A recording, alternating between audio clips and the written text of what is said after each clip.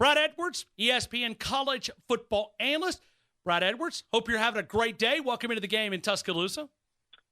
Thank you, Ryan. Thank you. It's crazy weather that we're looking at here with college football. It doesn't look like it's going to affect much in the SEC, but already seeing some cancellations of games kind of further up the East Coast, and that's something that we're talking about right here at ESPN as we get ready for the weekend. Now, where's your assignment this weekend?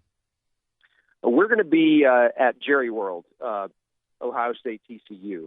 And since I have a direct flight from Connecticut to DFW, I won't have to worry about that weather. But I'm kind of torn on that game. Like, there's a part of me that thinks that it's that it's a big game, but then there's another part of me that just questions, is it going to be competitive? Because I just, we all watched TCU get blown out by Oklahoma twice last year. And I'm not sure that TCU, since that 2014 season, when they were so good and they just destroyed Ole Miss in the bowl game, I don't know that since then they've really had a team capable of beating a team like Ohio State. We'll see. I might be wrong, but I'm very pessimistic as to the competitiveness of that game. Well, Brad, let me welcome you to Tuscaloosa with 57-7. Good win by Alabama, but folks are a little bit nervous about the defense, about the offensive line here in Tuscaloosa. And I go back to something that we talked about 4 or 5 weeks ago when Nick Saban told your colleague, Chris Lowe, that this team is going to have to score more points. I don't think he was kidding. Yeah, so on our podcast today, they played a clip from Saban at his press conference, and you probably heard the whole press conference. All I heard was this one clip. I was guessing as to what he was talking about, but maybe you can tell me more specifically, or tell me if I'm wrong. But his comment was something about we've been given some gifts so far, and basically we've got to crank it up a notch and get ready to play. And my comment was that I guess what he was talking about is the opportunities that both Louisville and Arkansas State had to make big plays in the passing game that were not converted, either because of drop passes or because of open receivers who were overthrown, and that he doesn't believe that Ole Miss and some of the future opponents are going to miss those opportunities. He might have been talking about a completely different subject, but whether he was or wasn't. You nailed it. It was exactly what you just said. So I would say whether he was or wasn't talking about that, that would be my observation from having watched these first two games, is that a better passing offense would have put several more touchdowns in Alabama than what they've given up. So I kind of, having watched both teams play twice, I go into this game thinking, I guess my expectation would be for Ole Miss to score about 28, about 4 touchdowns. And if Alabama plays worse defensively, I could see it being 35, 38, something like that. If Alabama plays better than they have. And look, there's no reason to believe that they shouldn't improve defensively as they get more and more reps for all these inexperienced guys. So I do expect they will improve as they go along. Will it happen this week? That's another story. So I think they're going to give up, by Alabama standards, a lot of points this week. I just don't see how that Ole Miss defense is going to stop Alabama from virtually scoring at will. So I still don't expect it to be a close game, but I do see the possibility that Ole Miss could score often enough early in the game to make Saban really struggle with the decision as to when to put Jalen in. I'm just assuming that his plan is what we've seen the first two games, which is at some point in the first half to put him in there for 2 or 3 series. And if that is still the plan, if Tua is leading touchdown drives and Ole Miss is answering, do you dare shake things up offensively and risk killing that momentum? I think that's a question Saban will have to ask himself and answer if the defense does not play any better. Yeah, when you look at the efficiencies of this defense, I know you do a lot of metrics. Anything jump out to you, about this defense so far? Because, and I know we're having more of this panic mode, but Arkansas State was able to rush a ton of yards for Alabama. Even we had a couple of defensive guys on yesterday that played in the Nick Saban era, Vinny Cincinnati and Will Lowry, both defensive backs here at Alabama. and they were just talking about how everybody was gashing this defense. Maybe it didn't show up on the scoreboard, but it certainly showed up when they were analyzing the game. Anything efficiency-wise, defensively, that you're looking at going, this is some questions here? No, most of it isn't showing up in the – I mean, it's not showing up in our numbers. I was going to say it's not showing up in the box score, but that's not totally true. It's not showing up in our efficiency metrics because we have a built-in thing for garbage time. Like when the game gets out of hand, everything that happens from that point forward is devalued. And a lot of what Louisville and Arkansas State did offensively was after the game was essentially over. And so therefore, it doesn't count as much as stuff that's done when the game is still in doubt. And for that reason, the number of rushing yards, for example, for Arkansas State last week, wouldn't be as big of a deal as they might look in the box score. But there are certainly things. This is one of those cases where the numbers can lie, because there are. I mentioned earlier, and I'm sure you've talked about it at length. The open receivers who either dropped passes or were overthrown, throws off target that could have been big plays but weren't. That does not show up in the box score. It's an incomplete pass, and I mean, really wouldn't show up any differently in the box score than if a defender had made a break on the ball and almost picked it off and took it to the house.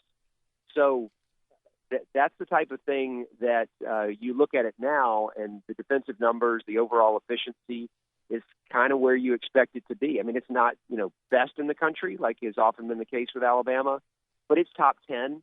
And that's kind of what we would have expected going into the season, which is they wouldn't be dominant defensively, but they're still pretty good. And that's gonna be tested in a big way on Saturday.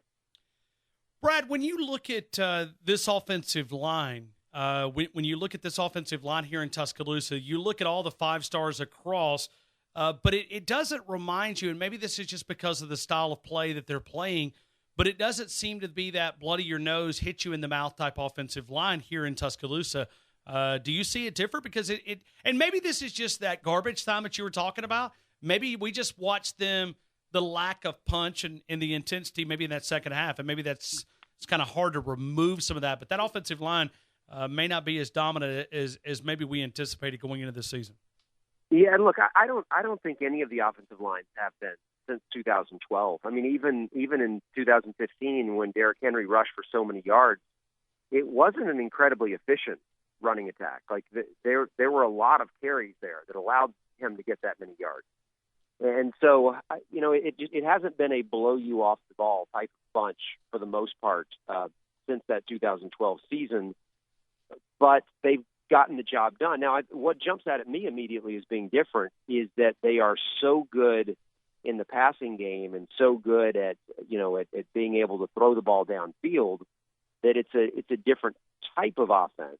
And so I don't know whether there's an adjustment that offensive linemen have to make. I mean, remember the last couple of years, how many passes were being thrown close to the line of scrimmage, which is I would guess for an offensive lineman, it's a different type of blocking, because you're knowing you're not having to hold your block as long for a lot of those as what they're doing now with Tua. And so that factors into it as well. I mean, who's to say that at least in pass protection that there might not have been as much pressure on the quarterback in past years if they had been having as many downfield throws as they have now. And so I don't know, but I do think that the nature of what they're doing in the passing game is ultimately going to make it easier for them to run the ball, because if you're playing Alabama, you cannot put your safeties in the box.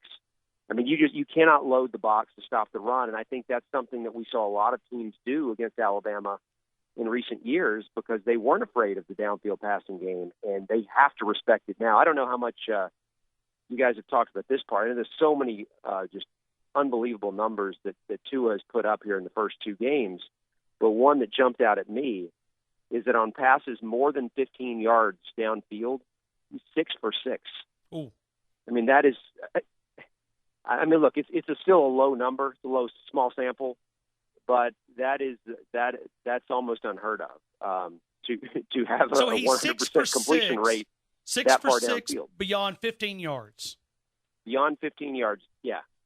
Okay, So, and I'll throw you another one that I know that you know. He's 10 for 10 on third downs. yeah, and you know, and that's, I mean, that speaks for itself. As does the one touchdown per every 6. It's actually a little bit under 6 pass attempts. But then another one that I think is a big deal that we don't talk about as much. He has 25 completions to 9 different receivers, and when you start taking all that into consideration, you understand. Well, and here's another thing. I also look at the pass plot, which is where the balls are being thrown, not just how far downfield, but left, middle, right. And he spreads the ball all over the place. Just there's nothing predictable about where he's going to go with the ball, whether it's the distance downfield, whether it's the side of the field, who he's throwing to. I mean, obviously spreading it around the wideouts, the running backs. The only thing so far with the tight ends, only Irv Smith has caught a pass from him. But it's very difficult to try to get a handle on where he's going to go with the ball if you're defending Alabama, and that is going to help the running game, because this is the first time under Saban that I think defenses are more afraid of the passing game than they are of the running game, and that's going to open up some lanes eventually. Hey, Brad, I want to go back to Clemson just for a couple of minutes against Texas A&M. If you were in Clemson, South Carolina, I'm sure they're probably talking about the same thing as we're throwing darts at the offensive line and defense, and the standard that Dabo's been able to create there is very similar to what is here. When you look at that defensive secondary, how much of a reason should you be concerned about Clemson's secondary? Well, if I'm a Clemson fan, I'm very concerned because the defensive line was getting a good bit of pressure in the backfield, as you would expect them to. And so it's not like you can say, our vaunted defensive front just had a bad game. No, they were getting back there. The problem was that every time they didn't get to the quarterback quickly enough, he was making big plays. And so you would expect that once you get into the latter stages of the season. Now for Clemson, when you look at that schedule, and this is I'm dead serious when I ask this question: is there anyone in the ACC better than Texas A&M? No. And maybe Virginia Tech is about the same. I don't think Virginia Tech's quarterback is as good as Kellen Mond. So I just don't know that Clemson will be tested in the regular season like that again. Now, obviously, if they can't get that problem fixed, it's going to get them beat once they get to the playoff, because it's not just Alabama. I mean, you look at the top 3 quarterbacks right now in total QBR are Tua is number 1, second is Kyler Murray, and then the number 3 starter. We've had a bunch of backups playing an inordinate amount of snaps in the first 2 weeks. So the number 3 starter is Dwayne Haskins at Ohio State. So you're looking at like potential playoff teams, potential playoff opponents for Clemson that have like 3 of the best quarterbacks in the country. And after what just happened to them this past weekend, I think there's a legitimate reason to be concerned. But they have plenty of time to work on these issues, and whether they get them straightened out, I don't know. Hey, on the other side, I don't know how much you guys talked about this. A&M, and I know Alabama's got them next week, that was a different-looking team. I mean, the A&M teams of the past few years under Kevin Sumlin, they would have quit and then run out of the stadium at a certain point in the third quarter when a couple things went wrong. And they look like they have a different attitude. They have a confidence, belief, whatever you want to call it. And they fought back in a way I was not expecting them to. I still don't know that they're good enough to go into Tuscaloosa and do something like that, give Alabama the type of scare they did Clemson. But I don't think there's any question they can move the ball. And so there'll be a little bit more interesting game next week than people might have planned on. Final question, LSU-Auburn, how do you see this game going down in Lee County? I really don't expect it to be close. I mean, if LSU's defense plays well, if they're too much up front for Auburn's, kind of new offensive linemen, then maybe it'll stay close if it's lower scoring. I just don't see LSU having a lot of success offensively. I know Some LSU fans have been excited about Joe Burrow. One thing that jumps out at me, coming back to the numbers again, he has not turned the ball over in the first 2 games, and even without a turnover, he still is 49th in the nation in total QBR. His completion percentage is right around 50%. I think it's just a tad under 50. And I realize he only arrived in August, and so he's still learning the offense. I'm sure he doesn't even have the whole playbook available at this point. And so I'm sure that he will be a different quarterback by the time he plays Alabama. But for right now, I just think they're very limited in what they can do offensively. And because of that, I just don't see them putting up many points in this game. And I won't be surprised at all if Auburn wins this thing going away. He's part of ESPN College Game Day on ESPN Radio that you can hear here on Tide 102.9. As he said, he's going out to Dallas for TCU and Ohio State. You'll be able to hear a lot of that as they cover college football on Saturday. Brad Edwards, ESPN College Football Analyst, ESPN.com. Brad, as always, thank you again for your time. I hope you have a great week. All right. Anytime, Ryan. Take care.